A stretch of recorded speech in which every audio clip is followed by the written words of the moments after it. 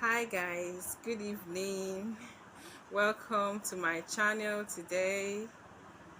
Welcome. Today I'll be recording something for my literature students who asked me to help them with some difficult terms in literature which they really need in their examination, both for JAMB, WAEC and others. Okay, so today I'll be looking at point of view. I'll also be looking at the iamb. Okay, we'll be looking at all of those.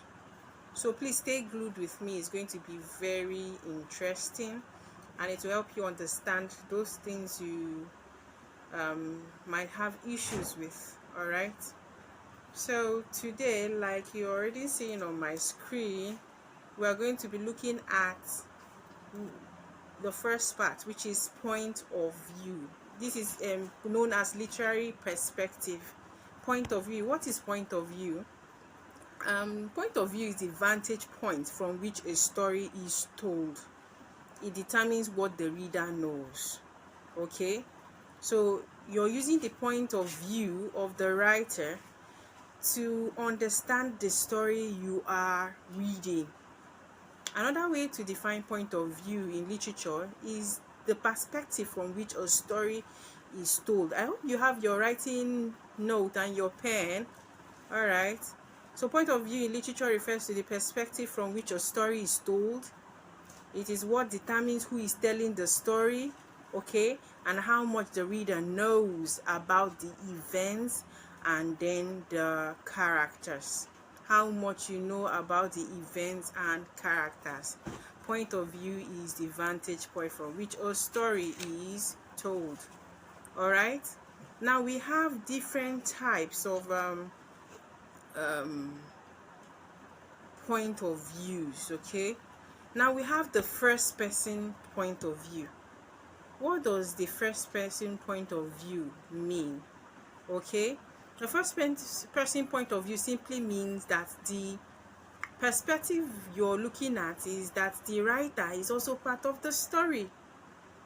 The writer is part of the story, and the pronoun usually used is I. Personal pronouns I.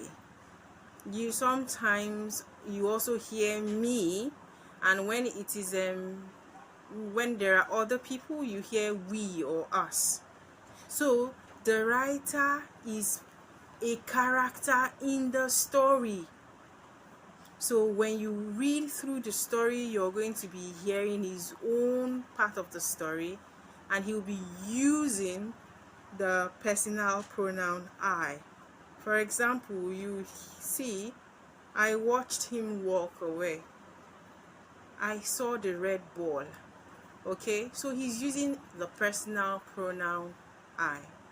So the first person point of view has to do with the kind of writing where the writer is part of the story, and the pronoun used is the personal pronoun I. Now we have the second person point of view. The second person point of view uses you. Okay, well, while this is very rare, okay, but it does happen. So what happens in this kind of writing? You, the reader, becomes the character. The reader is the character. Okay, so most times the second person point of view is always used mostly in instructional materials or even in religious literature. All right, so the second person point of view uses the pronoun you. Okay, where the reader becomes the character. Instructions are given. Okay, instructions are given in those type of writing. Then we have the third person limited, or what we might also call a subjective. Okay, third person subjective is also known as third person limited.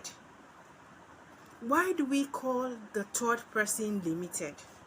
The third person limited, okay, is a narrative point of view that uses the pronoun he, she, they. Though the narrator is not part of the story, he focuses on one character's perspective per scene. He focuses on one character's perspective per scene, not himself. He's referring to the pronouns he, she, or they. Okay? Now, it is limited because it is based on personal opinion and it is seen from only one character's perspective per scene. Okay, and that is why it is called the third person limited or third person subjective. Now we also have what we call in literature the third person omniscient. The third person omniscient. Now the third person omniscient is the point of view where the character seems to know everything about each character. Okay, he has all the information, he has all the ideas, he has all the ideology, he has everything. So in such kind of writing, you'll be seeing things like Tom was angry though Mary didn't know why. So you see, he is able to discern the thoughts of these characters. That is why we call it the third person omniscient point of view. Are we getting this now? Now the next one we have is the third person objective. The third person objective is different from what we had just learned, the third person subjective. Now the third person objective point of view, okay, has to do with using he or she, only actions and only in dialogue. There is no thoughts. Okay, there is no thoughts. The third person objective, okay, the writer uses he or she only in actions and in dialogue. Okay, no personal thoughts, no personal ideas. Why? Because when you are being objective, whatever you are saying is usually based on facts. But then when you are subjective, it is based on personal opinions. So you can now see the contrast between the third person limited or subjective that we had learned, that the writer uses he, she, or they and discusses his personal opinion based on one character's perspective. But for the third person objective, the writer is dealing on facts, not on his own thoughts, not on his own personal opinion. Alright? I hope we are clear with that. Not on his own personal opinion. So let's go over it again. The point of view, like we said earlier, okay, in literature refers to the perspective from which a story is told. For example, when a story is told from my own perspective, another person tells the same story from his own perspective, we are going to have the same story but in different perspective or point of views. If we had observed two parties fighting, Mr. A and Mr. B, maybe from my own perspective, I feel that Mr. A was at fault. But from another person's point of view, he might consider person B as the problem. So do you see the differences now? So everybody have their own perspective to things. They have their own point of view. Are we clear with that? All right, and we said earlier that we have the different types of points of views, different types of POVs. We have the first person where the pronoun I is used. We have the second person where the reader automatically becomes the character. It's usually used in instructional literature, like they usually use the pronoun you. Okay. Then we have the third person limited or subjective, where the person discusses his personal opinion based on one character's perspective per scene. Then we have the third person omniscient point of view, where the writer seems to know every single thing. He has all the details. Okay, he has all the details. Then we have the third person objective, where the character bases his perspective on facts, not on personal opinion. All right, so having discussed that, let us move to another difficult part of literature, which I'm going to try my best to explain. Okay, let me see. Now let's talk about the iamb. Okay, I have encountered a lot of students having issues in this in their literature. What is an iamb? Okay, like what we have on the screen, an iamb is a basic unit of reading, in poetry, and sometimes prose. Okay, in poetry it is made up of two syllables. And one of the syllable is unstressed. That's the very first one, while the second syllable is stressed. So we can define the iamb as an unstressed syllable followed by a stressed syllable. Followed by a stressed syllable. Okay, and we have some example on the screen. We have words like relax, belong, away. We also have others like exist, okay, describe, and the rest. Okay, so an iamb is an unstressed syllable followed by a stressed syllable in poetry. All right, now we have different types of iamb. Okay, we have different types of iamb. Okay, iambic line of prose of poetry is one that consists of what? Iambs. So iambic meters are actually poetic measures. It's like a form of measurement. Iambic meters are poetic measures based on iamb, and an iamb is a metrical sorry for that.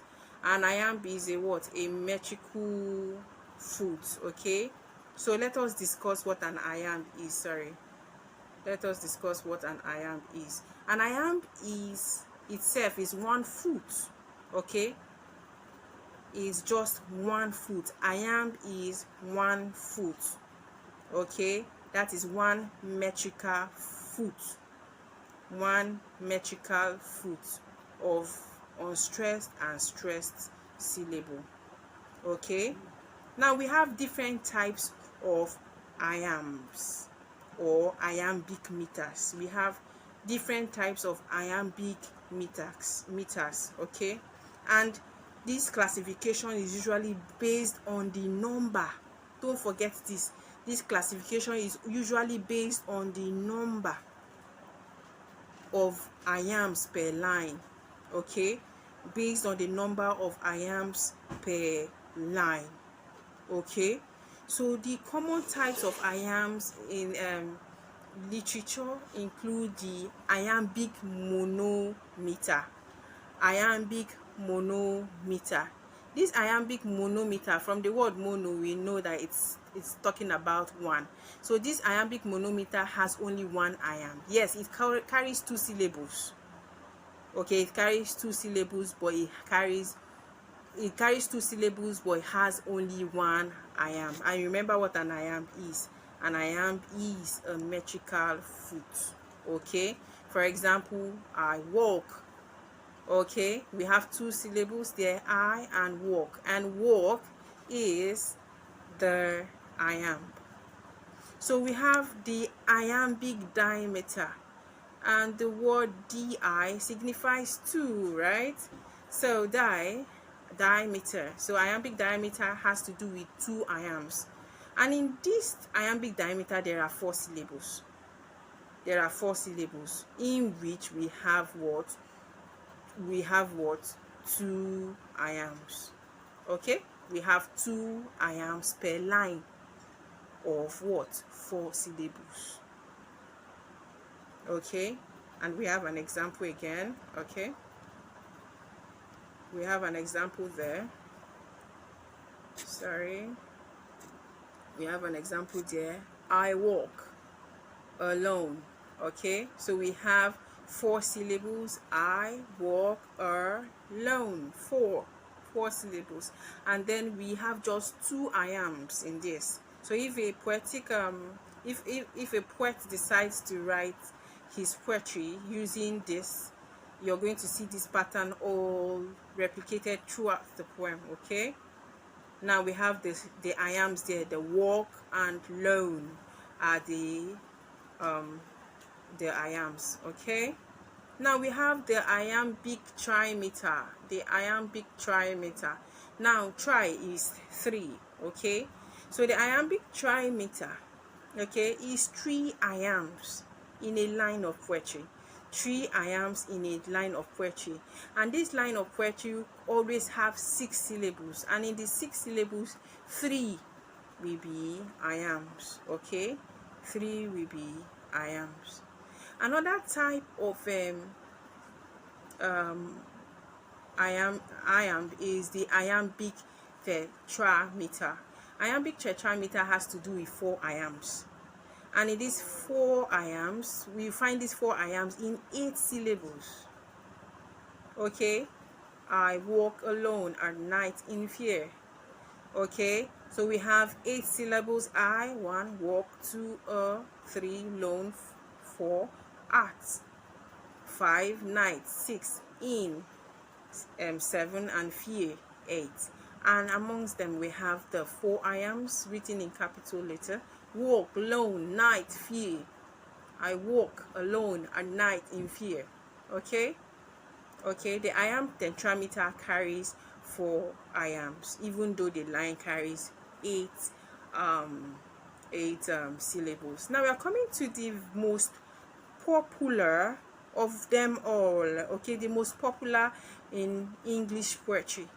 The most popular in English poetry is actually the iambic pentameter. The most popular of all of them is the iambic pentameter, especially when it comes to English poetry. In fact, William Shakespeare loved this a lot. I remember one of his poetry that began with shall I compare thee to a summer's day? Thou art more temperate and lovely. Yeah. Okay, so let's go on. So the iambic pentameter rather, okay, is the most common form in English poetry. And the word pent here signifies 5. So in this type of pentameter we have 5 iambs, and these 5 iambs appear in a 10 syllable line. 10 syllable line, and it is widely used by many English poets, including William Shakespeare. All right, and we have an example there that I mentioned earlier: shall I compare thee to a summer's day? Okay, so the iambic pentameter is a type of iamb that carries 5 iambs, and it is usually in a 10 syllable line. So 5 of it will be an iamb. Okay, 5 of it will be an iamb. Okay, all right, so let's go on. We also have the iambic hexameter. The iambic hexameter is 6 iambs per line. 6 iambs per line. All right, now these 6 iambs per line can be found in a 12 syllable line. 6 iambs per line. Okay, and we can go on to use the same example we mentioned earlier. Okay, like I walk alone at night in fear of shadows dark. Okay, all right, so there's one other iambic that iamb that I've not really discussed here. That is the iambic heptameter. The iambic heptameter. This iambic heptameter is 7 iambs per line. 7 iambs per line with a 14 syllable line. Okay, so within that 14 syllable we will have 7 iambs per line. Now let's go through what we have just discussed again. Okay, Now we said that an iamb is an unstressed syllable that is followed by a stressed syllable. For example, exist, belong, describe. And we said iambic line of prose or of poetry is the one that consists of what? Iambs. Okay, iambs. Now we said iambic meters are poetic measures. They are what? Poetic measures based on the iamb. Poetic what? Measures, iambic meters. You will be seeing it in your question. Iambic meters are poetic measures based on the iamb. Okay, so what is an iamb? An iamb is a metrical foot. Remember, we said it earlier, a metrical foot of one unstressed syllable followed by a stressed syllable. All right, now we have types of iambic meters. We have types of iambic meters, and I told you that these iambic meters are classified based on the number of iambs. Based on the what? Based on the number of iambs per line.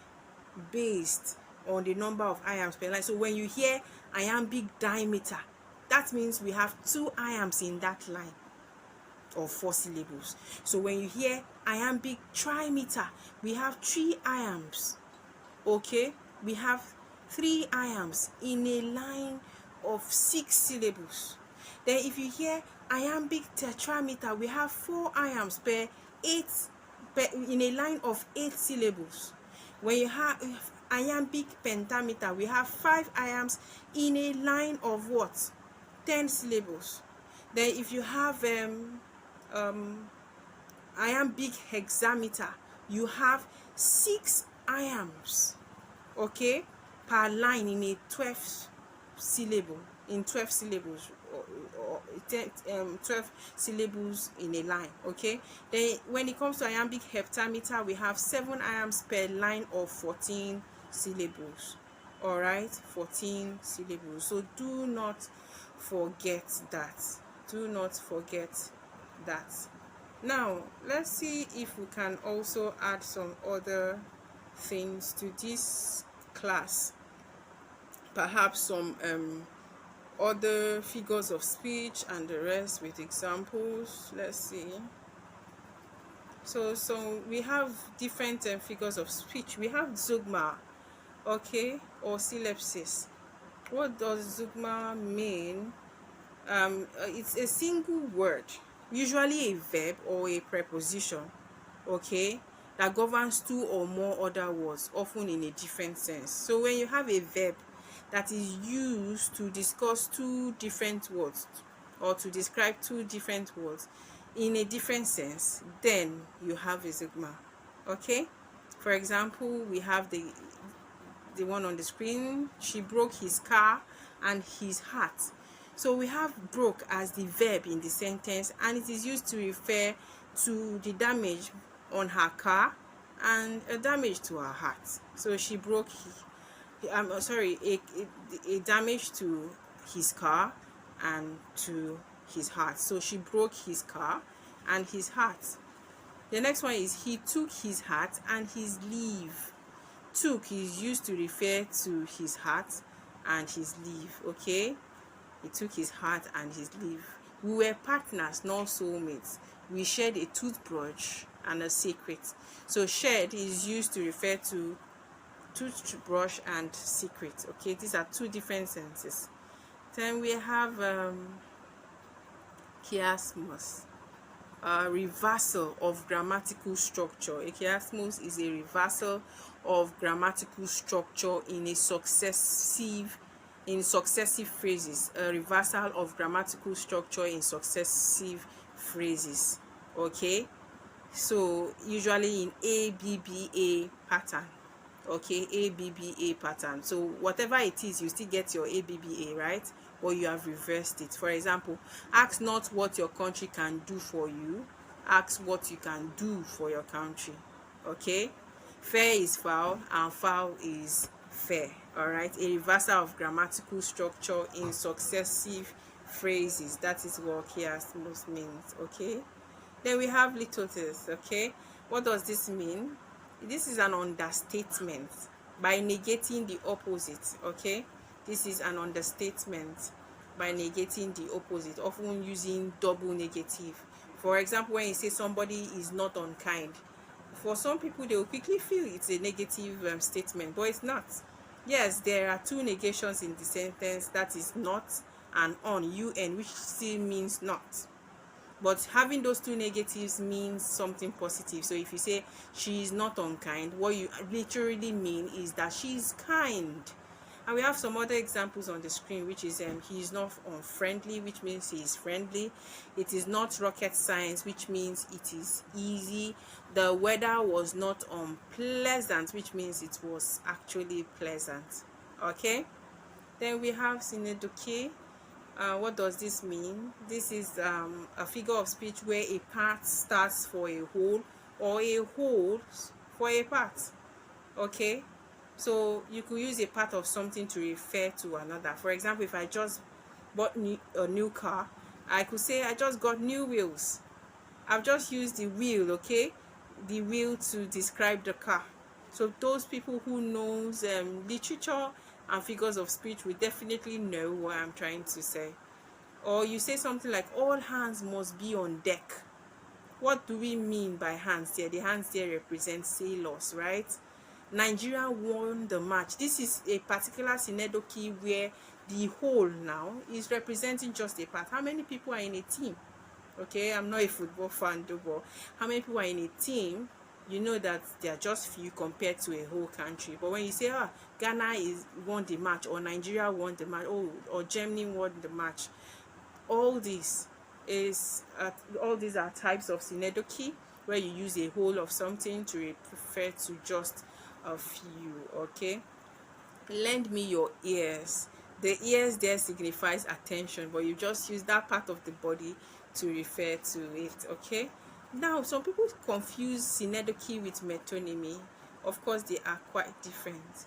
What is metonymy? When you use a related thing that stands for the thing itself. When something that is part of that thing, what you usually use with that thing, okay, when you use a related thing to stand for the thing itself, is known as metonymy. Okay, like if you want to talk about the king, you can say the crown has spoken, for example. Was it literally the crown that spoke? No, but the king did. But the crown is used to represent the king. Okay, okay.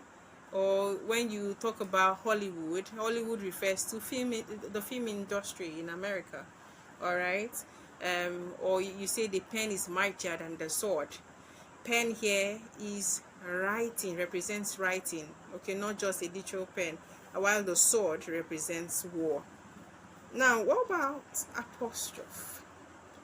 What does this mean? What kind of figure of speech is this? When you speak directly to an absent person, okay, if you speak directly to an absent person, an abstract idea, or a dead person as if alive, then that is what? An apostrophe. For example, you say, oh death, where is thy sting? Oh twinkle twinkle little star. Okay, how I wonder where you are. Okay, you're referring to the star as if it was present with you. Okay, all right, now let's move to oxymoron. Oxymoron is when you have two opposite words put together. Okay, put together in a sentence. Okay, two opposite words together.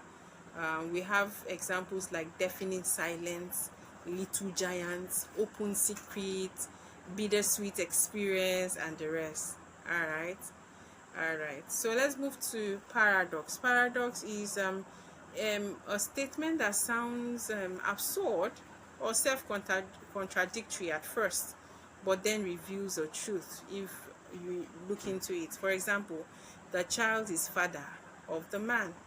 The child is father of the man. Or you have to be cruel to be kind. Okay, all right. Now we have another one, which is ellipsis. Ellipsis is the omission of words understood from context. Omissions of words understood from context. So sometimes when you say something and you don't want to repeat it, you can use ellipsis. For example, you can say she likes tea, he coffee.